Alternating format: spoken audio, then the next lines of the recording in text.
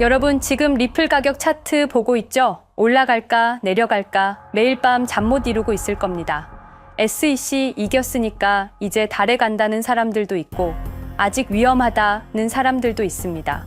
도대체 누구 말이 맞는 건가요? 저도 여러분과 똑같은 리플 홀더입니다. 그래서 더 간절하게 알고 싶었습니다.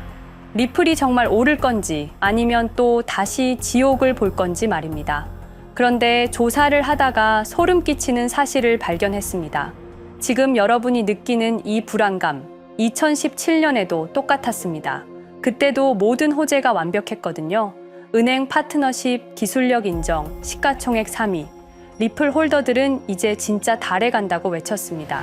그런데 그 다음에 뭐가 일어났나요? 90% 넘게 폭락했습니다. 7년간 지옥을 봤습니다.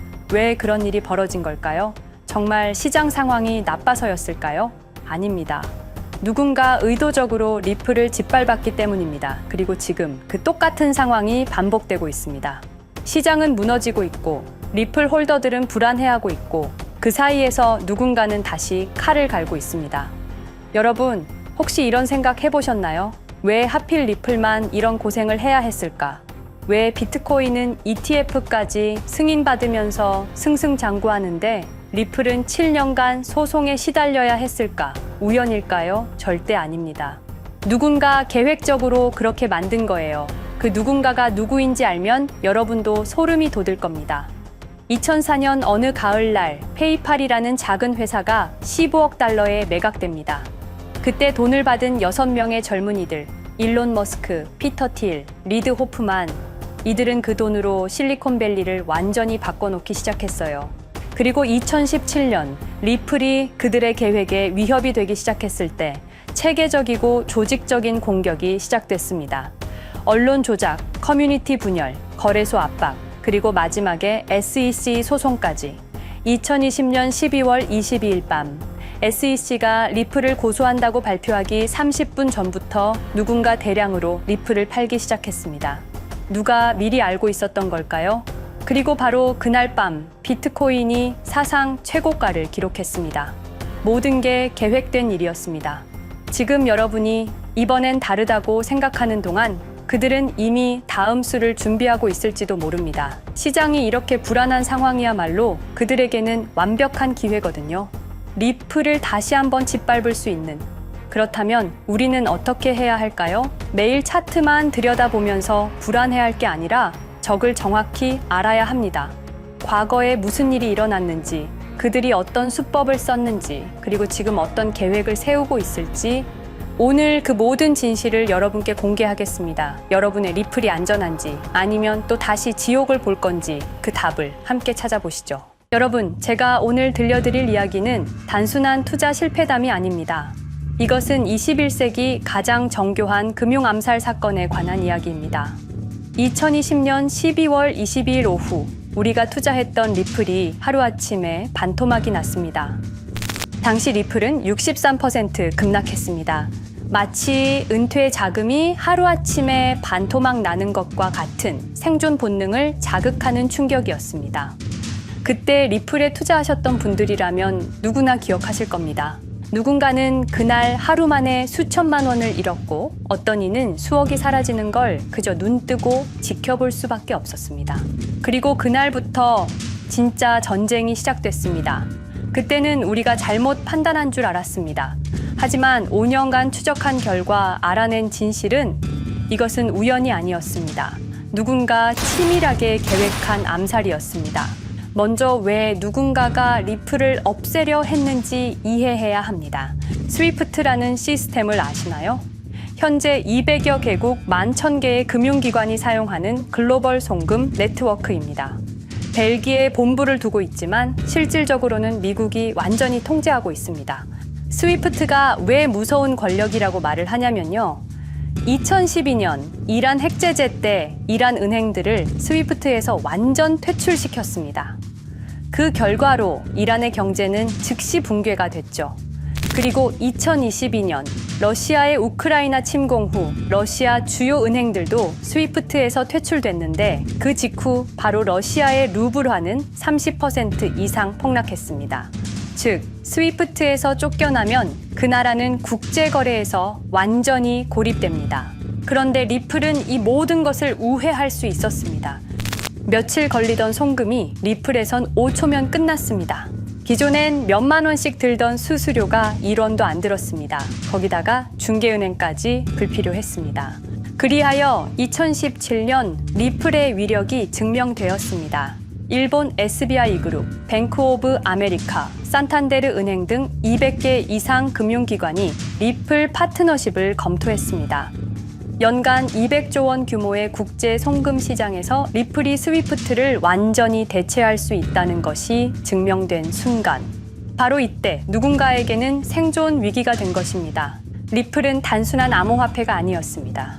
리플은 미국이 전 세계를 통제하는 금융무기인 스위프트에 대한 직접적인 도전이었습니다. 스위프트는 돈의 흐름을 틀어쥔 지배의 손길이었습니다. 핵보다 강한 권력, 바로 통화망입니다. 리플 사건을 파헤치다 보니 소름 끼치는 단서들이 발견되기 시작했습니다. 첫 번째 단서, 완벽한 타이밍의 미스터리. 2020년 12월 22일의 타이밍을 분석해 보겠습니다. 12월 22일 오후 9시 30분, SEC 의장 제이 클레이튼은 임기 마지막 12시간을 남기고 전격적으로 리플에 대한 기소를 발표합니다. 그 다음 날인 12월 23일, 제이 클레이튼은 SEC 의장직에서 사임하죠. 충격적이게도 바로 다음 날, 제이 클레이튼은 월리버 에셋 매니지먼트라는 헤지펀드의 자문 역할로 합류하게 됩니다. 월리버 에셋 매니지먼트는 당시 리플과 라이벌 구도를 형성하고 있던 비트코인과 이더리움에 우리 돈 8천억이라는 거액을 투자한 회사였습니다. 그런데 클레이튼은 리플을 기소한 바로 다음 날 이 회사의 자문이 되었습니다. 두 번째 단서, 이더리움 특혜의 진실. 2018년 6월 14일, SEC 기업금융국장 윌리엄 힌먼의 충격적인 연설이 있었습니다. 현재 이더리움의 제공과 판매는 증권 거래가 아니라고 본다. 그런데 힌먼은 SEC에 오기 전 심슨 대처라는 로펌에서 근무했는데 이 로펌은 이더리움 엔터프라이즈 얼라이언스 멤버였습니다. 더욱이 SEC 재직 중에도 해당 로펌으로부터 상당한 수입을 유지하고 있었습니다. 반면 리플은 리플 CEO가 직접 만나서 명확한 지위를 요청했지만 시간이 더 필요하다며 3년을 더 기다리게 했습니다. 세 번째 단서, 결정적 발견. 가장 충격적인 단서를 발견했습니다. 2020년 12월 22일 리플 기소 발표 직전에 누군가 대량의 리플 매도 주문을 넣었다는 정황이 포착되었습니다. 마치 미리 알고 있었다는 듯이 말입니다. 이 흔적들을 추적하던 중 예상치 못한 곳으로 연결되었습니다. 실리콘밸리였습니다. 은행이나 정부가 아니라 테크 기업들이었습니다. 그것도 우리가 혁신과 자유의 상징으로 알고 있던 바로 그 실리콘밸리 말입니다. 이 세 명의 인물, 이 세 개의 사건, 전혀 관련이 없어 보이지만 공통점이 하나 있습니다. 모두가 실리콘밸리 금융 네트워크와 직접 연결되어 있었다는 겁니다. 모든 흔적이 한 곳을 가리키고 있었습니다. 리플을 제거한 배후로 의심되는 세력들, 많은 단서들이 결국 이곳을 가리키고 있었습니다. 바로 페이팔 마피아라는 이름의 거대한 네트워크였습니다. 2002년 10월 3일 페이팔이 이베이에 매각되었습니다. 이때 페이팔을 퇴사한 50명 중 38명이 새로운 기업을 창업하거나 거대한 투자를 시작했습니다. 그들은 서로 관계를 꾸준히 유지하면서 창업한 기업에 서로 투자하고 때로는 동업하면서 상호 성장하는 거대한 네트워크를 만들어냈습니다. 2025년 현재는 우리나라의 GDP보다 큰 규모의 자산을 움직이는 네트워크가 되었습니다. 이제 그들은 기업가가 아닌 제국의 지배자가 되었습니다. AI, 국방, 금융, 심지어 법까지도 전부 그들의 손안에 들어왔습니다. 그중 핵심 인물이 바로 피터 틸인데요. 팔란티어를 창업한 사람입니다. 팔란티어는 CIA, FBI, 미 국방부 등의 정부기관에 데이터 시스템을 독점으로 공급하고 있습니다. 피터 틸이 직접 설립하거나 자문을 한 회사만 무려 59개나 되는데요. 가장 유명한 사례는 페이스북의 첫 외부 투자자였다는 겁니다. 우리 돈 약 6억 정도를 투자해서 수조 원의 수익을 올렸거든요. 그리고 나서 2025년 트럼프 2기 행정부의 공동인수위원회 의장으로 발탁이 된 인물입니다. 2001년 충격적인 9.11 테러 후 그는 우리의 사기 탐지 기술을 국가 안보에 쓸 수 있다며 2003년 펠런티어를 창업했습니다. 창업과 동시에 CIA의 벤처 펀드 인큐텔로부터 투자를 받았습니다. 그리고 피터 틸은 단순히 사업만 한 것이 아닙니다. 정치인을 직접 키워냈습니다. 현재 미국 부통령인 JD 벤스는 피터 틸의 미스릴 캐피탈에서 일했고 피터 틸의 지원을 받아 나르야 캐피탈을 창업했습니다. 트럼프에게 벤스를 소개한 것도 피터 틸입니다. 그리고 일론 머스크, 우리에게는 테슬라, 스페이스X, 그리고 X로 유명한 인물이죠. 머스크 역시 트럼프 2기 행정부에 입각해서 정부 효율 성부, 도지의 수장으로 일했습니다.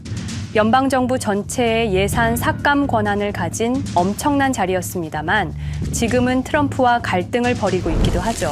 그런데 그가 트럼프의 2024년 대선 최대 후원자라는 건 변하지 않습니다.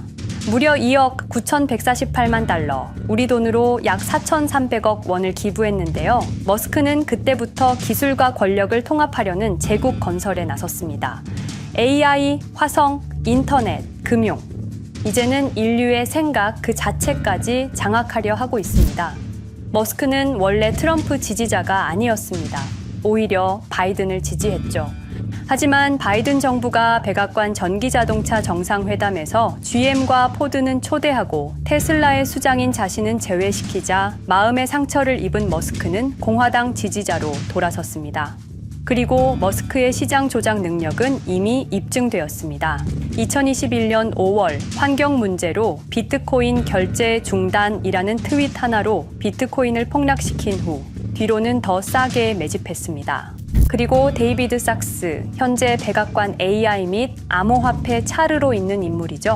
모든 암호화폐 정책 최종 결정권을 가진 자리에도 페이팔 마피아가 장악한 겁니다. 마지막으로 제드 맥켈럽, 우리에게는 리플의 배신자로 알려진 인물인데요.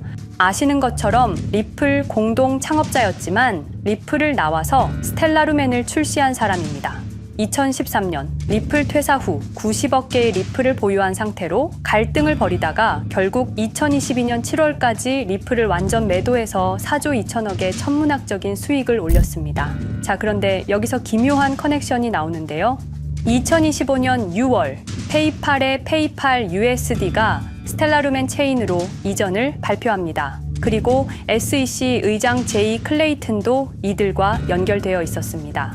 클레이튼이 리플 기소 후 바로 합류한 월리버 에셋 매니지먼트는 페이팔 마피아들이 투자한 회사였고 원래는 비트코인, 이더리움에 8천억 정도를 투자했다고 알려져 있었지만 올해 초 내부 기밀 문서가 유출되는 사건이 발생합니다.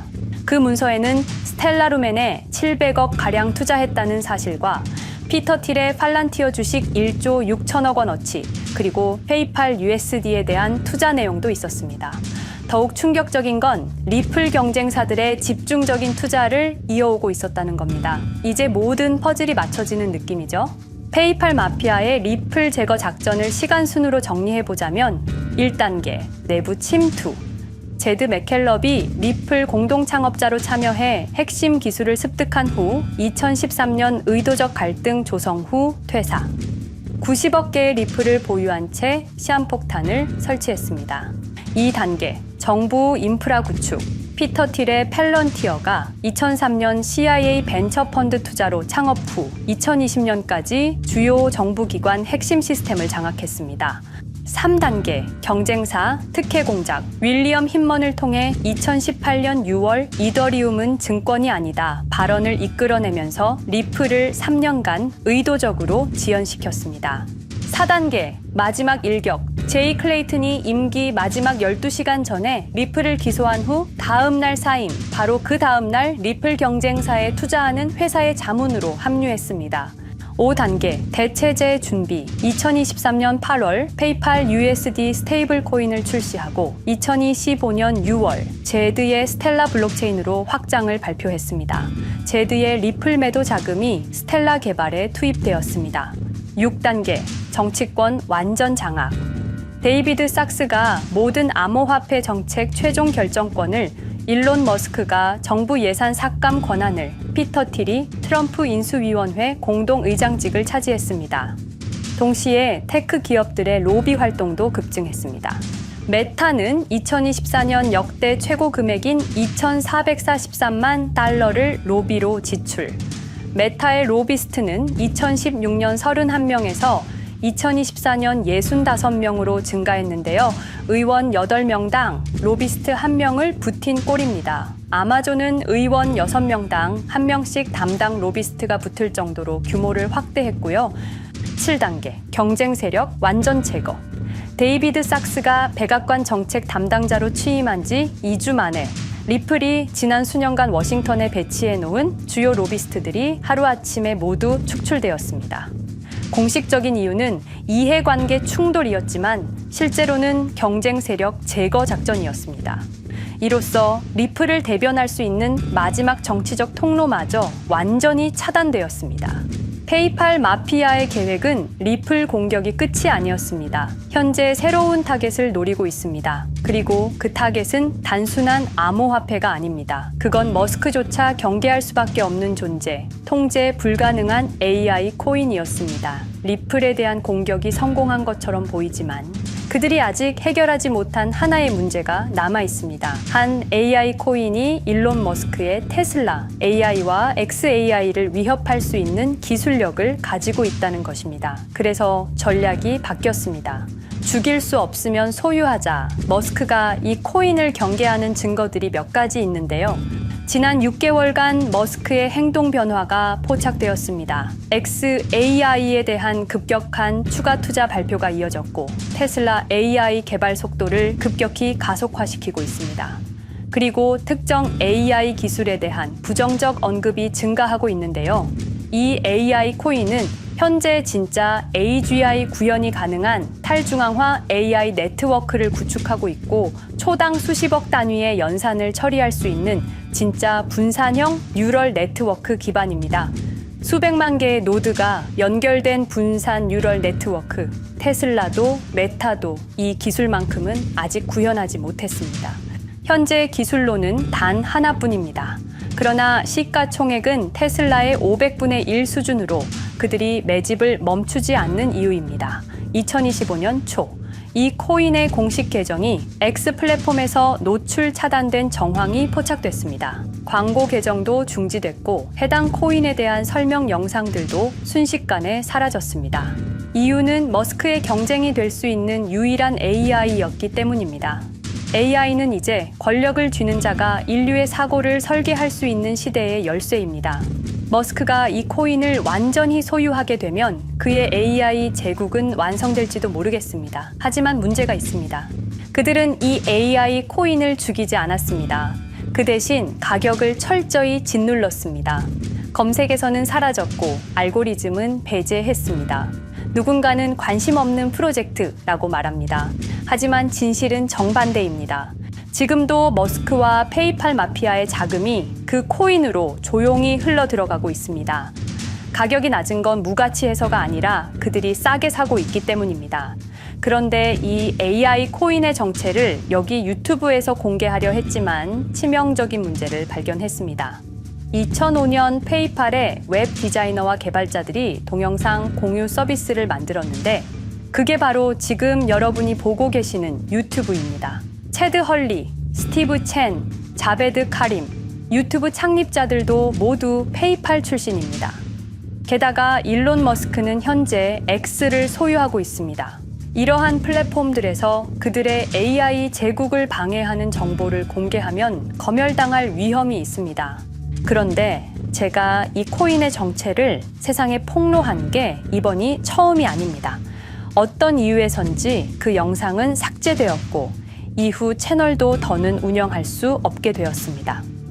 커뮤니티 가이드라인을 위반한 적은 없었지만 불편한 진실이 다뤄질 때마다 이런 일이 반복됐습니다. 이건 단지 투자 종목 하나를 공유하는 문제가 아닙니다. 이건 우리가 감시와 통제에 맞서 싸울 수 있는 유일한 기회입니다. 영상의 댓글란에 저항이라고 두 글자를 남겨주시고 010-5528-2156 이 번호로 저항 두 글자만 문자로 보내주세요. 그럼 당신은 지금 머스크가 검열하고 페이팔 마피아가 조용히 매집 중인 그 AI 코인의 정체를 가장 먼저 알게 될 것입니다. 우리는 지금 역사의 분수령을 지나고 있습니다. 진정한 탈중앙화 금융이 실현될 뻔했지만 페이팔 마피아의 방해로 더 강력하고 교묘한 지배자들이 통제하는 세상이 오고 있습니다.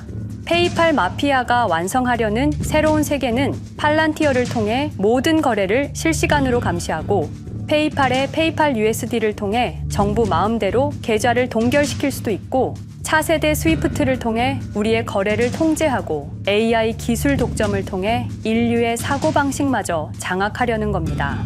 하지만 완전히 포기하기엔 너무 이릅니다.